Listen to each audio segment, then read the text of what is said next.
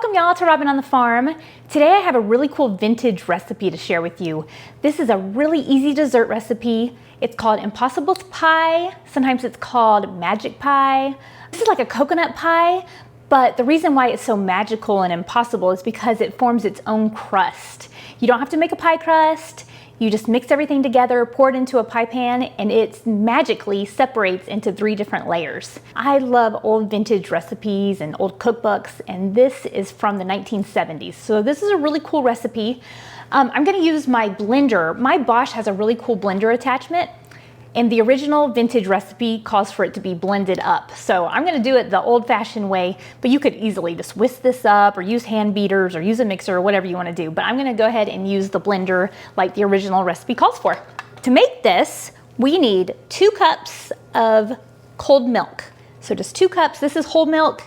You can use whatever kind of milk you want. If you wanna do plant-based or any kind of milk, but I like whole milk. Okay, to that, add a 1/2 cup of melted butter.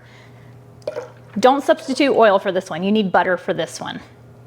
So that's a 1/2 cup or 1 stick of melted butter. Next, we want 4 eggs. I went ahead and cracked them so I wouldn't have to wash my hands, but just add those right into your blender. 4 eggs, 4 large eggs. Okay, to that we're gonna add 3/4 of a cup of sugar. So 3/4 of a cup. You really can't substitute honey or anything. This is one of those old-timey desserts. You gotta use sugar in this one. So 3/4 of a cup. And next we want a 1/2 cup of all-purpose flour.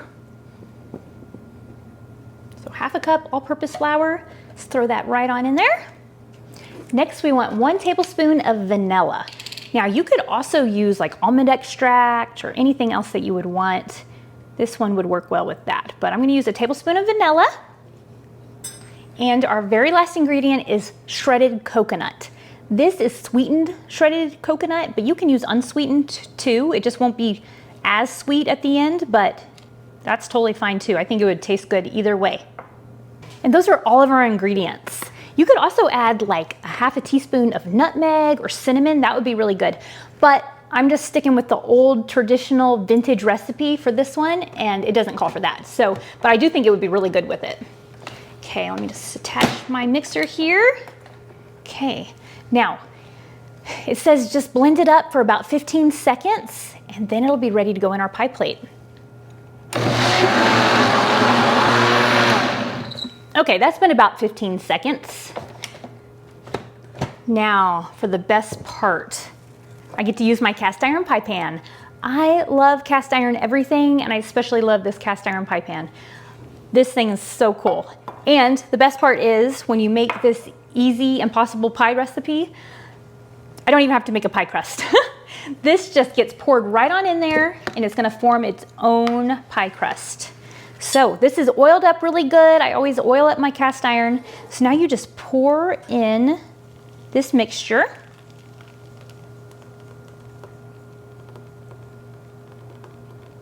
This is a 9-inch pie pan.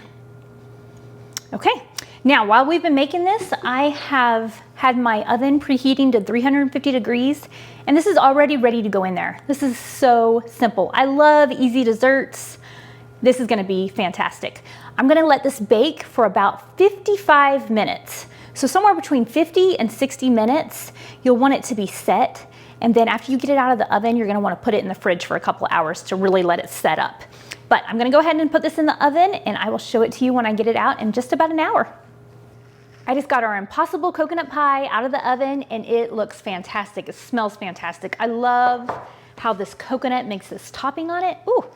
Looks so good. So I let this bake about 55 minutes. So I'd say somewhere between 50 and 55 minutes is perfect. It's nice and brown on top. Now, I'm gonna go ahead and throw this into my refrigerator and let it cool for at least a couple hours and let it set. That'll give us a really good texture on the inside. And then after it's set, then I'll cut into it and show it to you. I am excited to eat this pie. It's gonna be fantastic. Here is our vintage recipe Impossible coconut pie. I let it cool overnight in the fridge, But when I went to get it out just a few minutes ago to show it to you, someone had already eaten about a quarter of this pie.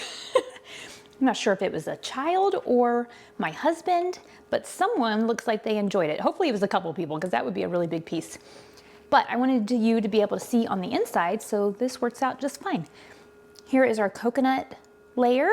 Here is our kind of egg coconut middle, and then the bottom is the flour that makes the pie crust.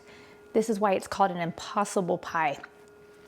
And it tastes really good. I took a little bite of it. It is amazing. It's like a coconut custard is what I'm gonna describe it as, because it's definitely like a custard on the middle, but it tastes like coconut, and it just tastes really good. So for as little effort as this pie is, this is definitely one to try.